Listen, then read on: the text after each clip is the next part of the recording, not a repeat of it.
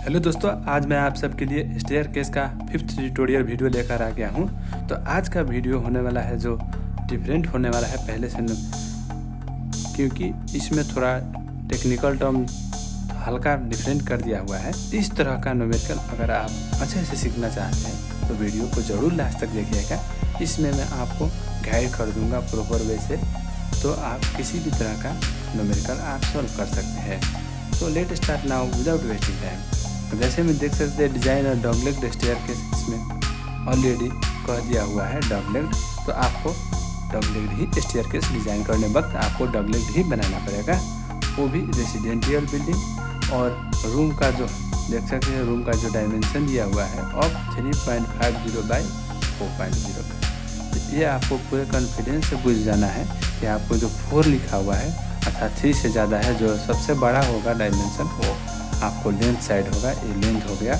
उसके बाद यहाँ पर 3.0 देखें तो कम है, वो तो क्या हो गया, विड्थ हो गया। ये आपको क्लियर से कन्फर्मेशन से बुझना है। उसके बाद जैसे में यहाँ पर देख सकते हैं पहले वाले सब न्यूमेरिकल में यहाँ पर 5.9, 5.4, 5.6 ऐसे होता था, पर यहाँ पर 4 है।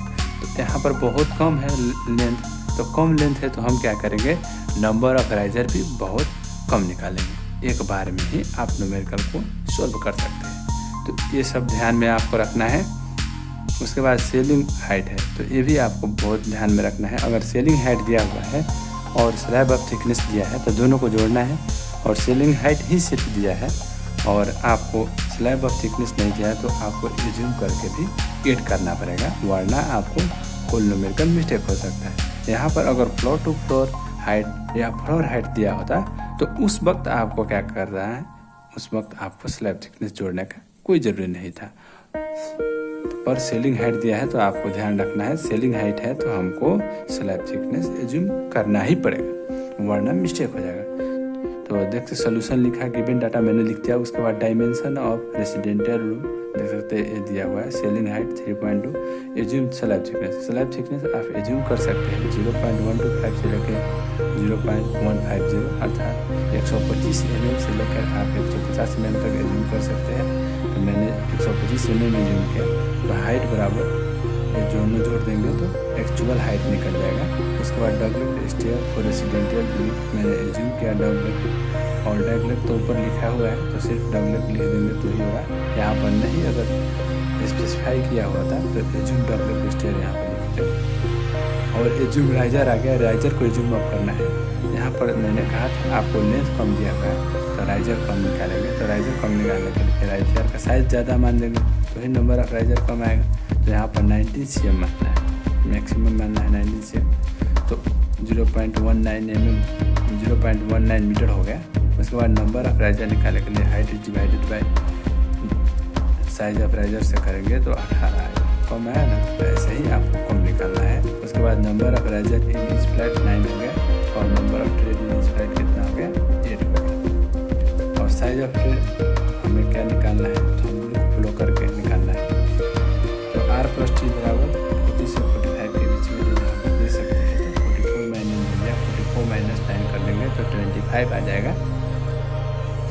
तो मेरे पहले वाले वीडियो भी अगर नहीं देखे तो वो भी देख लीजिएगा। थ्योरी कंसेप्ट के बारे में मैंने अच्छा से सिखाया है और डिटेल में मैं बताता रहता हूँ आप सबको। और किसी भी तरह का कन्फ्यूजन है तो भी आप कमेंट भी कर सकते हैं, और डाउट हो तो मुझसे कमेंट भी कर सकते हैं। तो देख सकते हो ट्रेड का साइज निकल गया। उसके बाद विड्थ ऑफ स्टेयर बराबर विड्थ ऑफ लैंडिंग होता है, ये तो आपको बताया हूँ मैंने। ये सारे न्यूमेरिकल में आपको किसी भी कंडीशन में विड्थ ऑफ स्टेयर बराबर विड्थ ऑफ लैंडिंग के बराबर ही आपको मानना है। विड्थ ऑफ स्टेयर आप अपने अनुसार एज्यूम कर सकते हैं 0.8 मीटर से लेकर आप 1.5, 1.2 तक एज्यूम कर सकते हैं। पर पब्लिक है तो ज़्यादा मानना है, रेजिडेंशियल है तो कम ही मानना है, और डायमेंशन को भी ध्यान देकर उन अनुसार मानना है आपको। तो 1.1 मीटर मैंने एज्यूम कर लिया तो वो भी लैंडिंग सेम ही हो गया। उसके बाद रिमेनिंग पोर्शन मैंने चेक करूँगा, तो टोटल लेंथ माइनस यल अर्थात landing minus number of tread into T. यहाँ पर टी होगा या नहीं होगा, अर्थात ट्रेड का साइज होगा वो करेंगे तो कितना आ जाएगा 0.9 मीटर। तो ये मिल गया, ओके है, ठीक है। ऐसे आपको मिलना चाहिए, एटलीस्ट 0.85 आना चाहिए। उसके बाद required data riser, trade, number of riser, number of trade, ये सब लिख देना है, लैंडिंग वेंडिंग। उसके बाद ये सब आप प्लान बनाइएगा। उसके बाद यहाँ पर से देख सकते हैं सेक्शन बनाना है। तो इसके बारे में मैंने तो ऑलरेडी आपको पहले ही वीडियो में गाइड कर चुका हूँ, ये तो आप इजीली कर सकते हैं, आई नो। इसीलिए मैं इसके बारे में थोड़ा डिटेल में नहीं बताना चाहूँगा। देख सकते हैं, आप खुद कर सकते हैं। सो फिर मिलेंगे आप सबसे नेक्स्ट वीडियो में, और इससे भी नेक्स्ट टाइप का न्यूमेरिकल लाऊंगा। सो लास्ट तक बने रहने के लिए थैंक यू। फिर मिलेंगे आप सबसे।